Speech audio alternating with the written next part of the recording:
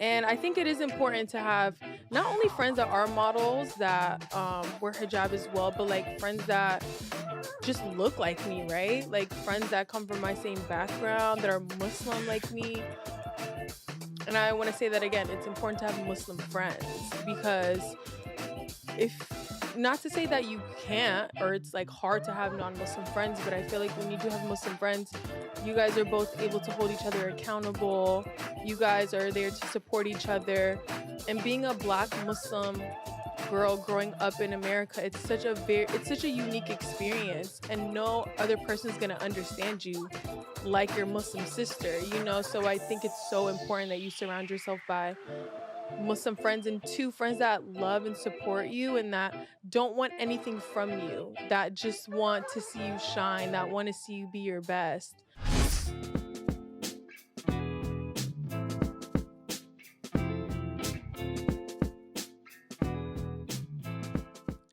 Assalamu alaikum. Welcome to this week's edition of the Oasis.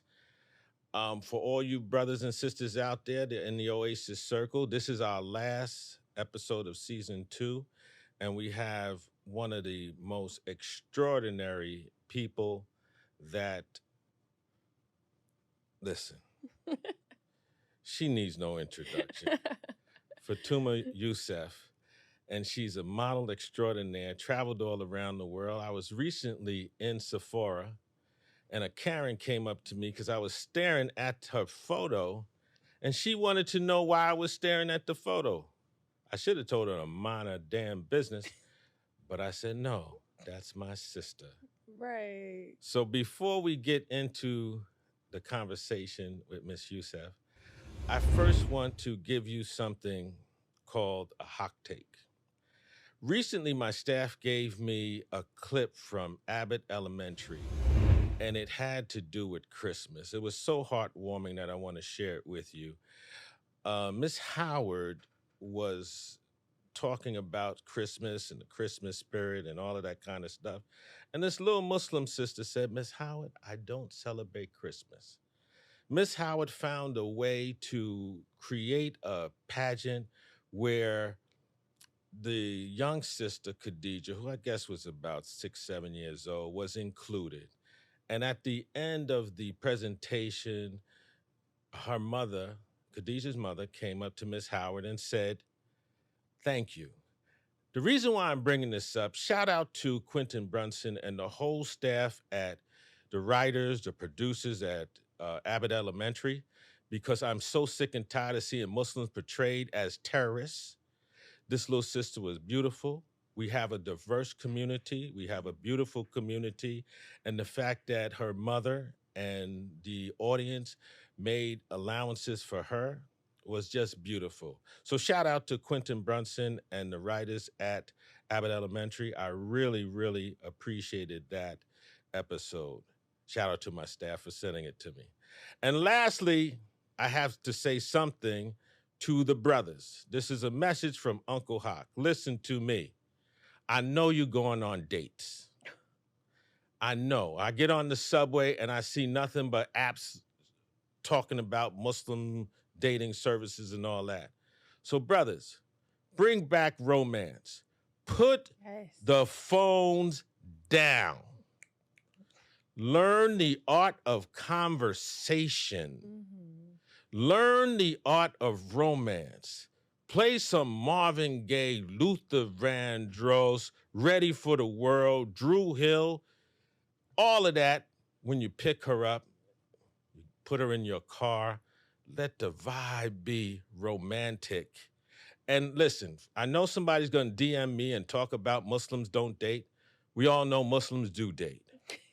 And the brothers, you have to get up on your deen because half your deen is that sister.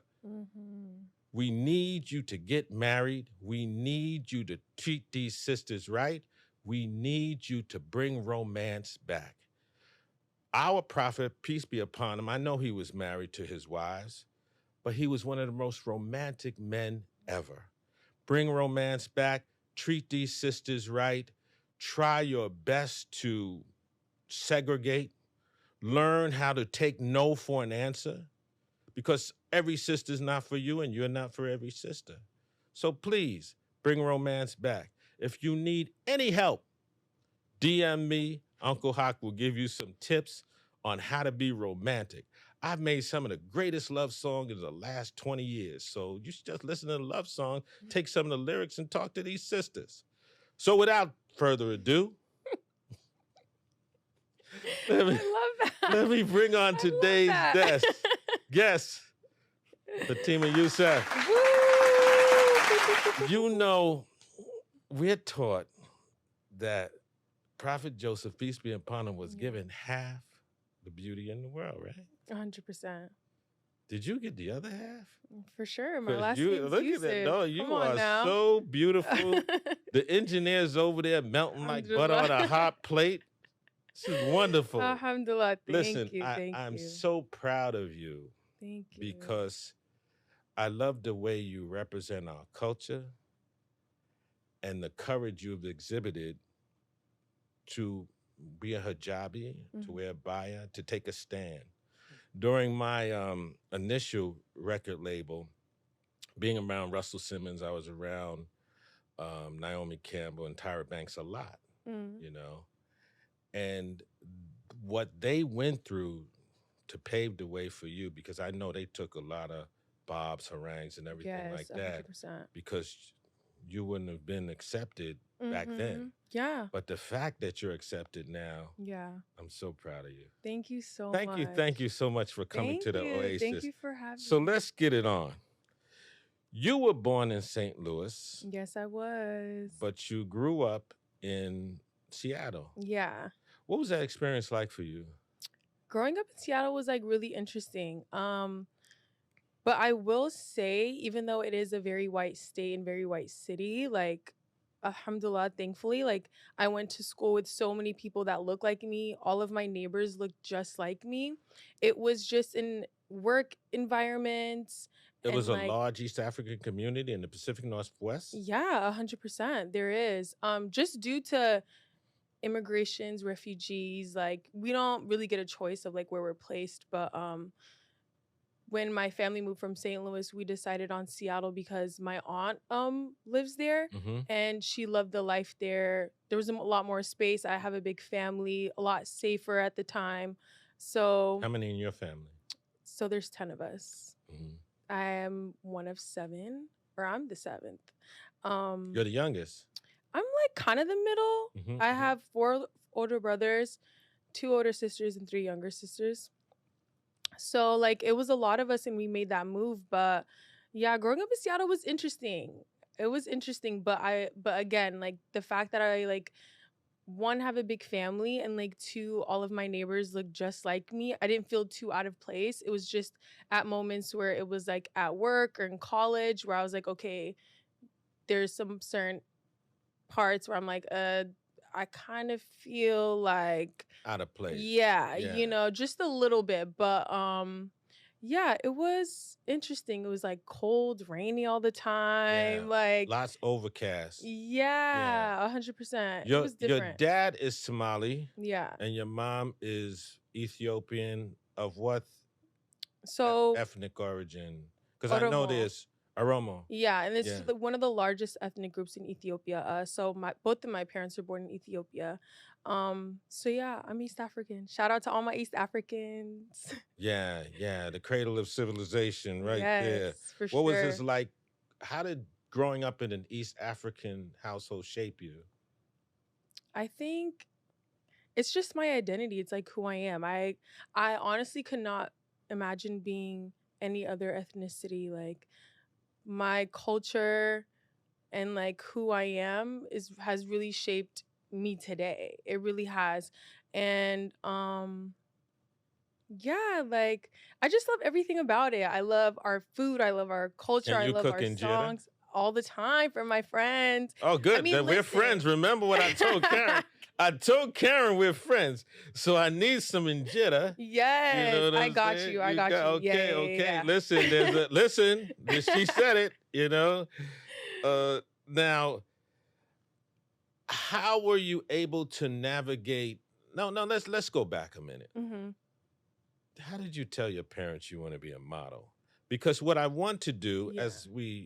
I want to talk to all of those young sisters out there Mm-hmm. that look up to you, want to be Yeah. like you, and want that path Mm. towards success. Because I Yeah. know there's some young sister that goes into Sephora just like I did and stares at your photo. Yeah. So how did it start? So I've always wanted to model. Like I used to grow up watching like America's Next Top Model. I know you know that. And I was No, like, I know it, but I didn't know you were growing up watching it. oh, I was obsessed. Like me and my sisters, we would run home every single day, watch it exactly at 8 p.m. Like we were like glued to the TV when it came to that. And like also just coming from a family where I had so many sisters, like we love makeup, clothes, fashion. Like it became natural. And so when like that show was coming up, we would always watch it together. And I was like, dang, like I really want to do this someday. Like that would be like a dream. But I never thought in my whole entire life that it would actually be a real thing because it just seems so far-fetched. And of course, the modeling industry has changed so much. But at the time, all you were seeing were girls that one didn't wear hijab, that weren't But we have to Muslim. back up, Fatuma. Let's because I really want to dig into this because you're living in the Pacific Northwest. You're in Seattle, Right. and this bug hit you in high school. I was like a lot younger when like Top Model came. I want to say like I was probably in middle school. Is that right? Yeah, so I think I was like 12 or 13. Okay, so how did we get from Seattle, which Yeah. is it's not like New York or LA? Yeah, it's a completely different city. Yeah. Yeah. Yeah. It's very whitewashed. So we have to talk about that journey. Yeah. So like even from like that young of an age where I was like watching TV, seeing like modeling could be a thing, that like sparked my interest. So growing up, I was just like, it was just a dream. I was just like, one day I just hope. No, I but the could do dream it. became a reality. Yeah. What was the first step? So fast forward, I was in college. I was working like 2 jobs. I was working at Starbucks at the time, and I was like working like a security job. Where'd you go to college? Seattle Community College. And What were you studying? I was just studying English. Like I love reading and writing, and I was like, okay, maybe I could get like a degree and like maybe I could teach or something, you know. At the forefront Mhm. was teaching. Yeah. In the back was modeling. Yeah, it was modeling and fashion always. Okay, how did it flip? What happened? You making me pro. I'm now. getting there. Oh, I'm getting there. Let me cook. Let me cook. Okay.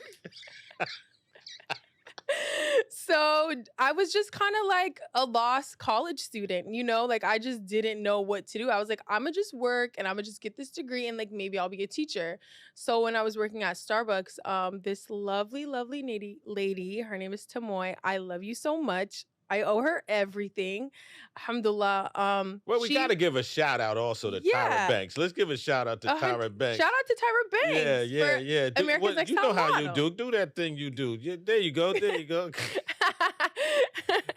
So because that was like my first exposure. There you go. Yeah, there you go. to like what I wanted to truly do. That was my very first exposure, and of course like magazines and all that, but like just seeing it on television every single. And to see somebody that looks like you. Yeah. A black woman that came up and started her own show. Like, yeah, Tyra's an icon, 100%.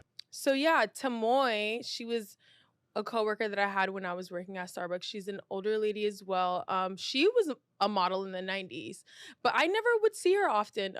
Just like we would just switch shifts, and she just like stopped me one day and she was like, have you ever thought about modeling? And I was like, yeah, but like, I don't know how to go about it. And she was like, you should seriously consider it. And I was just kind of like, okay, lady, like everybody says that. Like, you know, like all my customers drive by like, oh, you're so pretty. Are you a model? I'm just like, no, I'm working here as a barista, you know? But she was like, the best knower. Yeah, subhanAllah. Like just from that one interaction I had with her, and still to this day, we're very close.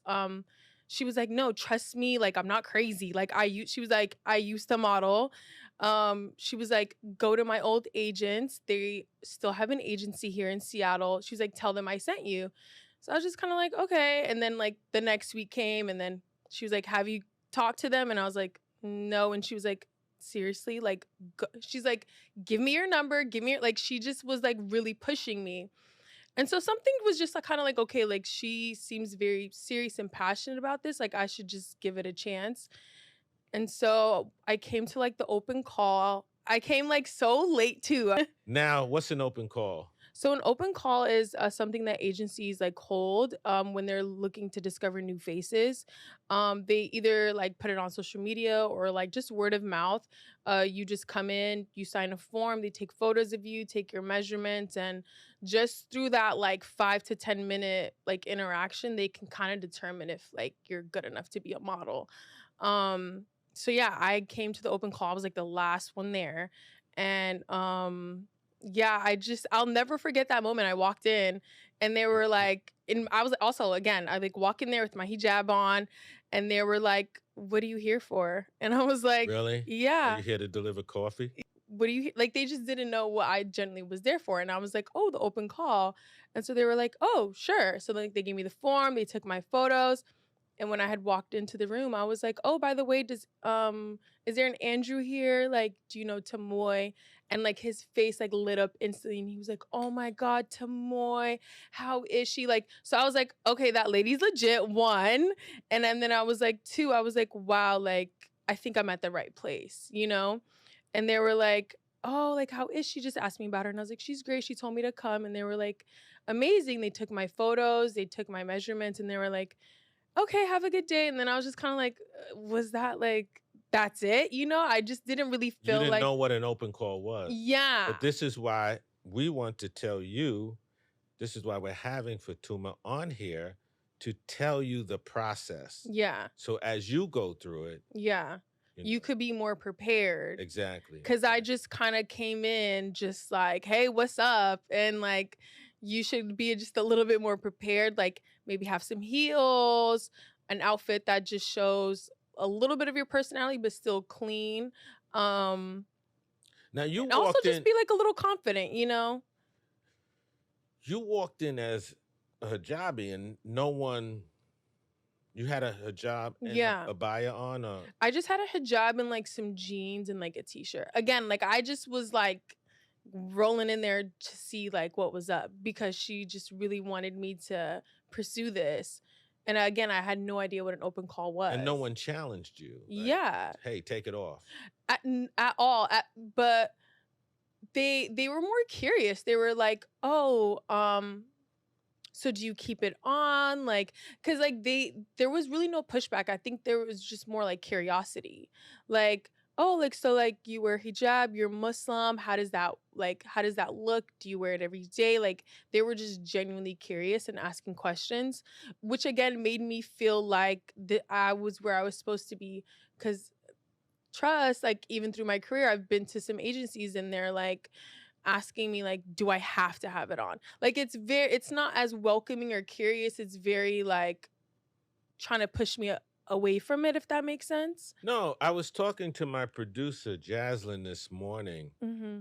and I was expressing to her, shout out to Jazz, Quincy Jazz. I call her Quincy Jazz 'cause she's the best producer in podcast world. That it's 2 billion Muslims. Mm-hmm. We have a voice, but we're not being heard. Right. And it bothers me because there should be outlets for us. So many outlets that something like that you shouldn't be confronted with. Right. Have you been hit up a lot about, take your hijab off or be more revealing? You go Yeah. you go a longer way if you change Yeah. up. Yeah. Really? 100%. It was just more like when those situations happened, like again, you do question like, okay, like is this the right job for me? Am I in the right place? But like at the end of the day, you just have to remember like you are who you are and you should just be proud of who you are. And you shouldn't Absolutely. let anyone change you from that. Authenticity is so important. Yeah, 100%. Okay, now we're gonna go back to Seattle. Yeah. Going back in time, and we're gonna talk you got a call somewhere along the way and Mhm. said, "Mom, Dad, this is what I want to do." Yeah. Yeah, like as soon as they like offered they so I got offered a contract after my open call. How They how long did that take? probably like a couple days. Yeah. Wow. So they Congratulations. thank you. And I was 20 at the time. Yeah. Wow. And I'm 28 now, so Oh, it's most alhamdulillah. women don't tell their age. Yeah. Congratulations. I mean, you can't be there's no shaming of anything, you There you know? go. Um Authenticity wins. but yeah, like it was a couple days. I remember calling Tamoy and I was like, so they told me to come back and she's like, "Oh, they're going to offer you a contract." And I was like, "Really?" And she was like, "Yes, girl, go in." So I walked back into the agency the following week and then they offered me a contract and So you get offered a contract mhm. and you have to tell your parents. Right. Tell me what's up. You got a Somali So, dad and a yes, Ethiopian mom. Wait, what's her ethnicity again? The tribe. Pardon me. Oromo. Oromo. Yeah. Yeah. So I'm not so after I signed because again, I'm of age, right? I'm 20 years old. I can sign a contract without my parents. Yeah, but So I read it in through, I our sign it. culture, Yeah. we have tremendous respect for our A parents. So 100%. And I was planning on telling them, but I had a way of telling them. So I told my sisters first. My sisters were like gassed. They were like, "Oh, this is lit. Like, we're up." And I was like, "For sure we're up." I was so excited. I just knew things were going to move really quickly and things were going to change. So I had to make sure I needed like people that were going to support me, and of course my siblings were the first people that were going to support me. So I had talked to them. They were excited for me. That made me feel a lot confident, right? In order to tell my parents, because I'm like, I can't just jump straight to the parents. I need some backup. Um, so my sisters were so supportive of me, alhamdulillah. They still are to this day. And so again, I'm still working. I'm still working 2 jobs. I'm still in school. I'm like still, it took me a long time to tell my parents. It's what's like a what I'm long trying to get time? at. Like a month, 2 months. Did you start during that period? So exactly, I was like working, going to school. I started doing shoots. Right. So like at this point I have a lot going on. Nobody's really seeing me at home anymore. My parents are like, "Where you at?" I'm like, "Working." I'm at school, and they're just kind of like, "Okay, girl." I'm coming home with like makeup, crazy editorial makeup, and But they're like, moms, "What?" moms, She knew. She knew what's up. Like she knew what's up. So I eventually got the courage to tell her. Okay, so how I told them was, so I got signed in August, and then I got offered another contract in New York by Wilhelmina, New York. well, excuse me. Yeah. Excuse me. So I Now, got I ain't offered. even in that world like that, but I know Wilhelmina. Yeah, they're big, and I'm still with them today. Oh, excuse me. Yeah, that's my home agency. You're so modest. You know that's big. It is. Yeah. Like that was like I knew it was a big deal because like that was the contracts that models used to win in America's Next Top Model. Mhm. So I knew this was very serious. I knew it was a big deal, and I had to make a decision. Like, am I gonna stay in Seattle or am I gonna leave? So when I had got offered that New York contract, I was like, okay, now it's time to tell my parents. So it took me like a couple months to honestly build that courage. So when I had told them, my mom, my mom was kind of like, "I don't know what you're talking about. Like, I don't really understand what's going on. I don't know what this is." But like, she was supportive, but she was also just scared because she was just kind of like, "I just don't know what this means for you or means for any of us." And elaborate on that. Like, now she's scared because her daughter's going to New York, or she's scared Right. because her daughter's going into fashion, It, or it was both. it was all of it. It was like in her mind, she's like, these people are offering you a contract. You don't even know if it's legit. But I'm like, I know it's legit. Again, it's because of our like cultural difference, right? Like my mom's not American. She didn't grow up in America. She grew up in Ethiopia. Our lives are completely different. So there's that cultural barrier between us. And I feel like that's at the time was really hard for us to come to a middle ground and for us to both understand each other because my younger self, I was like, oh, you just don't believe in me. You don't trust me. You think I'm the worst person ever. And she was like, no, I just don't know what this means, you know? Um, because her perception of fashion wasn't what it is today. Her perception of fashion was very much like bikinis, naked women, things that were not of our culture or religion. But this is why I'm so proud of you and all of this new iteration of models, because you've changed the game. You've Yes. gone in with courage and you had a point of view and they accepted your Yeah. point of view. Yeah, for And your sure. mom had no reference point. Your dad had no Exactly. reference point. Oh, and my dad was really the one to be like, this doesn't make any sense. Like, there's no way that this is a possible thing. Like, he was totally against it. He was not supportive.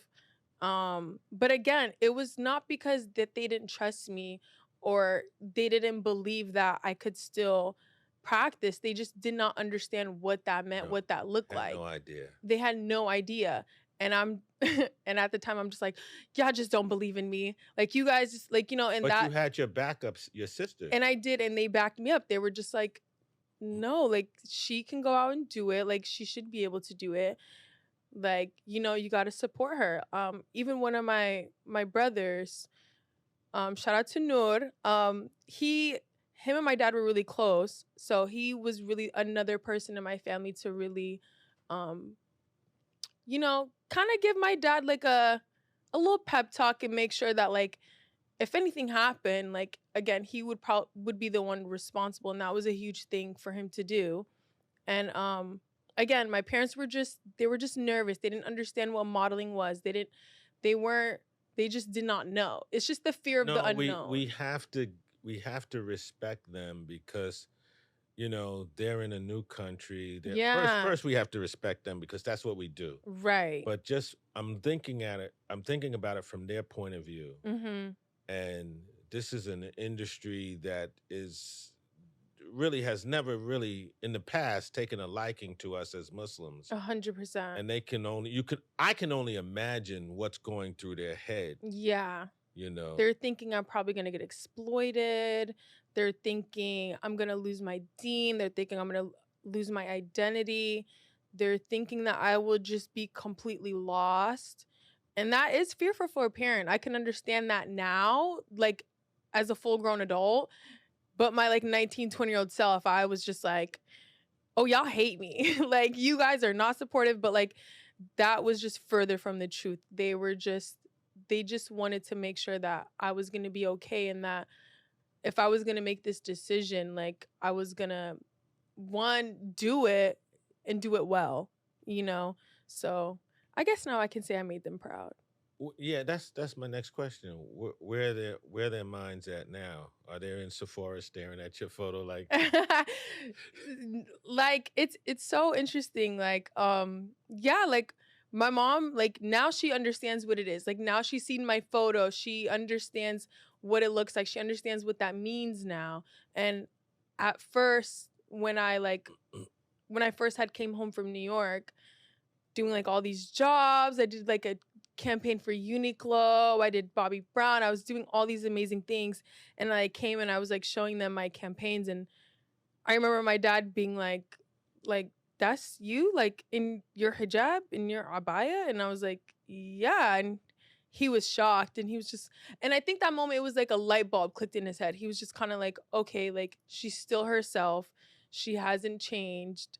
What gave you the courage? What gave me the courage? I saw an opportunity and I just took it. I just think that's just really what it was. And just having support as well. Like, No, Fatuma.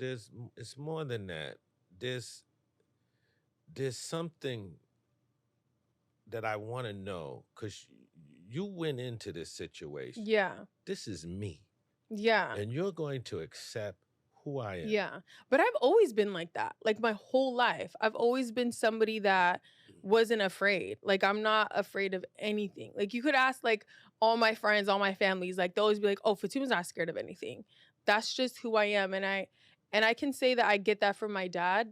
He was a very, like, strong, confident man, and when he walked in a room you could really feel his presence. Like, he was very brave, and I think I adapted a lot of that growing up. So it just it's just always been in me, honestly. It wasn't so when the opportunity came, it was like a no-brainer, you know? It There was nothing I was afraid of.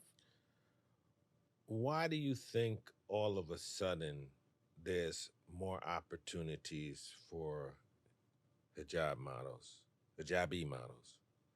Well, I want to say it's, one, because of girls like me that have started modeling. Halima, especially, she was the first one to do it. She made it possible, and I do want to let that be known. Gonna give her a shout out. You Yeah, want to do shout this? out Halima Wait, don't Aden. don't Shout out, forget. There, shout out my there girl we go. Halima Aden. Like, she was the first one of us to do it, and that, alhamdulillah, mashallah, for everything that she's done, because it's made it so much easier for us now. Yeah. So yeah. You know, again, there's 2 billion Muslims on earth, and I always say we have a voice, but we're not being heard Yeah. because one would think that we would even have a greater presence Mm-hmm. in fashion Yeah. because I think the most beautiful women on earth are Muslim women. 100%. And the most 100%. stylish women on earth are Muslim women. For sure, yes. The whole vibe. Because to me, like, I'd rather watch like a 1940s movie where romance is not in your face. It's like subtle. subtle. And that's the beauty of Muslim women. Yeah. Because the beauty is so subtle, but at the same time in your face. Yeah. And now with DEI, do you see a retrenchment that they're going to pull some of this back? Because now these corporations are saying we don't have to diversify. Or do you see our voice becoming more powerful? I could see, honestly, like, going both ways. There has been times where it's like agencies are not really, or brands are not really caring to diversify their campaigns anymore. Things like that come up, or there are brand new younger brands from the younger generation that are coming up that are wanting to do it. So I think it's really a thing about, like, time and place. Do you see Muslim brands coming up? I do see Muslim brands coming up. Tell me about those. So I know you worked with a few. Yeah, so the first ever Muslim brand I worked for was my sister's brand, Ria Collection. That's how I even, again, the support from my family, my sisters. Where's your sister? She's in Seattle now. Okay, tell her she's welcome to come on the show anytime. Yes. Show her wares, we'll sell it. Because honestly, like, my sister is the blueprint. Like, I would not be here if it was not for my sister Rahma. Like, I used to be in her closet stealing her stuff. Like, she was the most flyest girl I ever knew. And so the minute she wanted to do a clothing brand, I was like, let's do it. Like, she was like, do you want to model for me? And I was like, yeah. So again, like, having a sister like that was so stylish, so cool, that I look up to, like, she made it easier for me as well, So she was the first Muslim brand that I worked for. Yeah. And so I was like, okay, this is possible. Like, this is something that's gonna change everything. And the photo that me and her took together with her clothing line, it actually ended up in British Vogue. So that was like my very first publishing before I was even a signed model. So yeah, shout out to my sister Rahma. What we have to do as a community, as a people, we have to produce more of our own clothing and For our sure. own brands. Yeah. And because it's 2 billion people. Yes. So what about Amy Cole? Oh, they were great. I love their products. They're amazing. And one of my closest friend, Aisha, she collaborated with them. And it was like their first influencer collab. And that was just amazing to have, like, one of my closest friends who, again, I look up to, who's so inspirational, do something like that, and to include me, for her to think of me. Because honestly, she could have chosen anybody.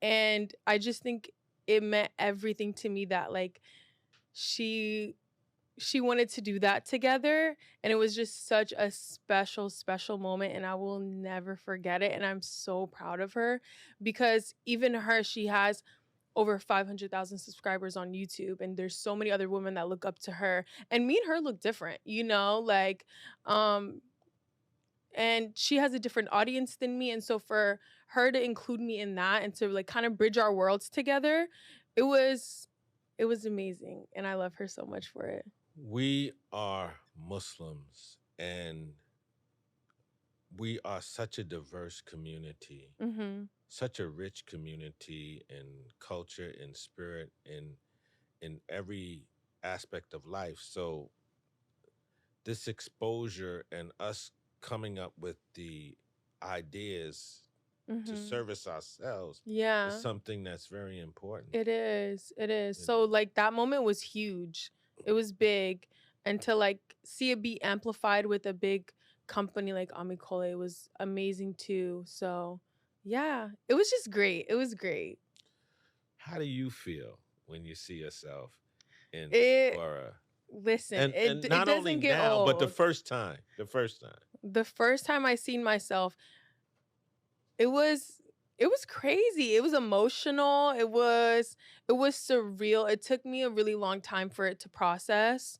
Um just because like when you're at a job, like again, it's a job, but it's like you're not thinking of the outcome or like what it's gonna look like. You don't get to choose the photos. So like thankfully all the photos always look great. But yeah, it's like it's a crazy feeling again. It's like it takes me back to that like that little girl that used to like run up and watch America's Next Top Model and like wanting and hoping and praying to be that, and then just seeing that really come to life. It's incredible every time. It never gets old, and especially like when like friends tag me or people tag me like different parts like at different parts of the world now, like that's crazy. Like that, it's incredible to see how far like I've come, how far companies have come to being acceptive of Muslim women that wear hijab. So yeah, it's beautiful. Are you recognized? Yeah, I am. And even that is like that's a crazy feeling too. Cause I'll be like with my family. Like I remember I went back home to Seattle. I was with my sister and we were at Ulta, and this girl, she was a cashier, and me and my sister just checking out talking, and she was like, "Are you Fatuma the model?" And my sister looked at me and I looked at her and I was just kind of like, "Yes." And she was like, "I love your work." Like, just like really just appreciative. And I like that was so heartwarming. And I was like, wow, like thank you so much, because I feel like with social media, you just see numbers, right? It's hard to equate those as actual people. So when I have those interactions, it's like subhanallah. I'm like, wow, like this is real. Like, people are watching and like they're excited, they're happy, they're proud, like, and yeah, it makes me want to keep going. Absolutely. Yeah. How important Mm. is it to build friendships within the modeling industry, particularly amongst other hijabis? I know you have a couple of good friends. Hmm. So, I have a bunch of friends. okay, talk to them about But like the friends that I do have, they're real close to me.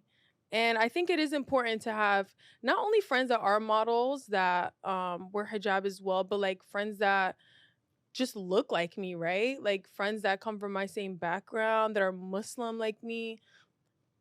And I want to say that again, it's important to have Muslim friends, because if not to say that you can't or it's like hard to have non-Muslim friends, but I feel like when you do have Muslim friends, you guys are both able to hold each other accountable. You guys are there to support each other. And being a Black Muslim girl growing up in America, it's such a unique experience, and no other person's going to understand you like your Muslim sister. So I think it's so important that you surround yourself by Muslim friends, and two friends that love and support you and that don't want anything from you, that just want to see you shine, that want to see you be your best. And the reason why I brought you're absolutely correct, and I don't want to challenge that at all. But the reason why I wanted to focus on Muslim sisters within the fashion industry is because you probably need each other Yeah. Also, you just don't want to feel like you're a token, right? Like you want to feel like you guys have each other's back, that you guys are supporting each other, that you're speaking of each other in other rooms. You don't always want to feel like, okay, I'm the only one here. It's a little weird. You want to be able to bond and connect off of that, and also just have another girl that looks like you There you around. go. There you Yeah. go. Do you have any specific rituals you go through when you prepare for a big shoot? Yeah, I do. So just a little advice for any girls that do this, or maybe just want to get an insight of like what that looks like. Um Depending on the brand or depending what type of shoot I'm doing, whether it's like an editorial or like beauty shoot, like you want to make sure you have like a good skincare routine. You want to make sure like your skin is looking right, you're taking care of yourself. What I do to prepare for shoots, again, just depending on what I'm doing, I like always bring extra clothes with me. I always bring an extra, like bring 3, 4, 5 hijabs, different colors, different textures, different shirts, just They in don't case. have those on set when you come. So they do, but like sometimes it could just not work out, right? Just because it might be like the wrong size, it might be like the wrong fitting. So I like to just always just be extra cautious, cuz you don't ever want to come somewhere and like not prepared. But I will say when I first started modeling, that wasn't the case. Like I would show up on set expecting like everything to be there for me, and they're like, "You didn't bring your own scarves," and I'm like, "Y'all don't have it for me." So it took some time for companies and clients to understand that, okay, if I'm booking a hijab wearing model, I'm going to have multiple hijabs, multiple long sleeve shirts, skirts, whatever the case may be. But at first, yeah, I had to bring my own stuff. And this is, again, for all the sisters out there who are interested in becoming a model, it's very important that you listen to Fatuma so that she can give you Yeah. some tips. This is very important. This is why Yeah. we're doing that, Yeah. because Yeah. we want to see people come behind you. A Again, 100%. I'm so That's proud of you. why I'm doing it, Yeah, yeah, yeah, Yeah. yeah. And we also want to see some people develop their own brands, develop their own Mm-hmm. skincare line. Yes. Muslims, two Yes. billion Muslims on earth. Right. This is a great, you know, group to sell to. 100%. Muslims got money. Okay. You And know it's what I mean? long. Okay, you are a strong advocate for women's rights. Yes. Tell me some of the organizations and things that are passionate to you. So I want to highlight one organization in Seattle. It's like, so it's just for a center for Muslim women to just seek refuge and a safe space for them to get away from any abuse that they have endured, whether that's physical violence, whether it's verbal, etc. So that's in Seattle, Washington. So you want to raise some money for them? Inshallah, that would be amazing. I'll give you the link and you can tag them. Yeah. Give it to Quincy Jazz. She'll Yes. take care of all of it. Yes. It would be amazing if you guys donate to them. They do amazing work in Seattle. Something that I've done recently here with my friends, even with Iman over there, we did a fundraiser for Sudan, and that was huge. It was a huge success. It was amazing. They're called Madania NYC. And that was a huge event. We planned it in Who worked with you on that? Honestly, it was a bunch of us. Did Sanaa work with you on that? Yeah. Yeah. She was on the show. Yeah, I saw that. Yeah. So Yeah. she was a part of it. There was like a big group of us. Yeah. That did it. So she was one of them as well. Gotta give her a shout out. Yeah, shout out to my girl. Yeah, we're doing a fundraiser with. I gotta plug one too. Yes, we're go doing ahead. a fundraiser with Now Nights.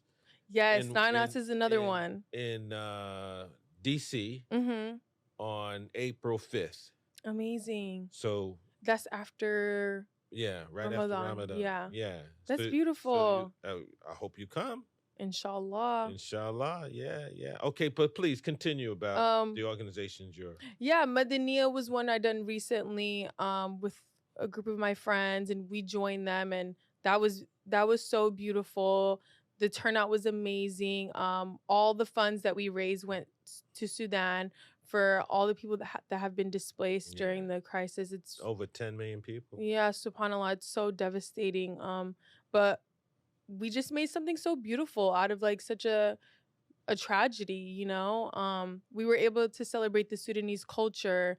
We were able to uplift artists. We were able to raise so much money. So yeah, that was really important. Shout out to Madania. Excellent. What's next for you? You're gonna have to wait and see. Give me something. Not everything. Something. Yeah. One thing. One thing. Yeah. There you go. Okay, what can I say? I really don't want to say too much. Like, I really don't. Okay, I'm gonna let you off the hook since we're friends. Yes. Where would you like to see your career going? This is a layup. This is a New York Knicks layup. You know. Okay. Where would you like to see your career go? As far as it can go, I want to. You see how easy that was? Yeah. That was easy. Yeah. I'm shooting. I'm shooting beyond the stars. I'm shooting beyond what we can see here on this earth. You know, like I want Muslim women that wear hijab to be everywhere. Like my goal as a model is for hijab to be normalized.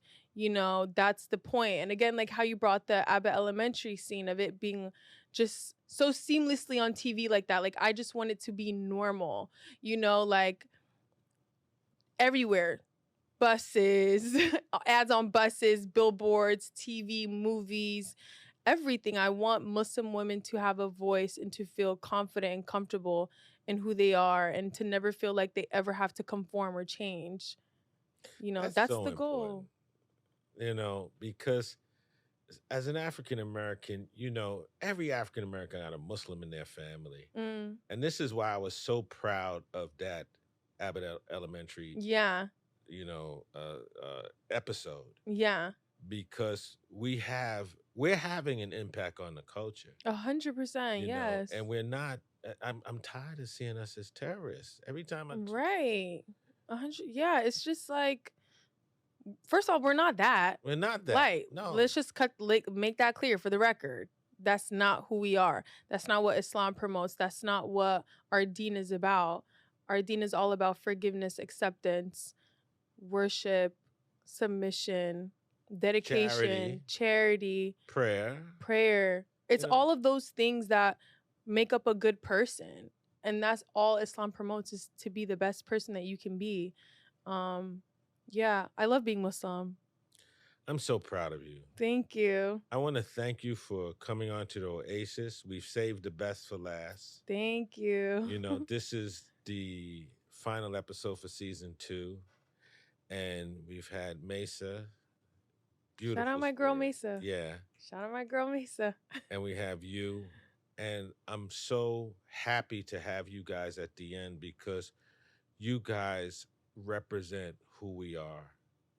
Thank you. You do it so well. Thank you so much. And it goes such a long way. Like all the time, I have people in my DMs talking about what's haram, what's not haram. But that's between us and Allah. 100%. Allah is the ultimate judge.